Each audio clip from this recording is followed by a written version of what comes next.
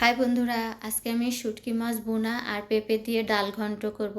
শুটকি মাছটা আমি তেলে কিছুটা পানি দিয়ে ফুটিয়ে এক সাইড করে রেখে দিয়েছি। অন্য পাশের চুলা আমি সব সবজি একসঙ্গে মিক্সড করে অল্প পানি দিয়ে সিদ্ধ বসিয়ে দিলাম। আর এর মধ্যে আমি শুটকি মাছটা সুন্দর করে ধুয়ে পরিষ্কার করে নিয়েছি এবং কড়াইতে তেল গরম হলে পেঁয়াজ কিছুটা সময় ভেজে শুটকি মাছ আর সব মশলা দিয়ে কষিয়ে নিলাম আর অল্প পানি দিয়ে ঢেকে রেখে দিলাম।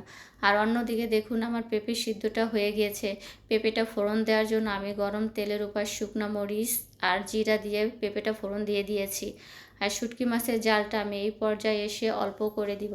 আর তত সময় পর্যন্ত আমি ভাজতে থাকবো, যত সময় পর্যন্ত কিনা শুটকি মাছের তেলটা উপরে উঠে আসে।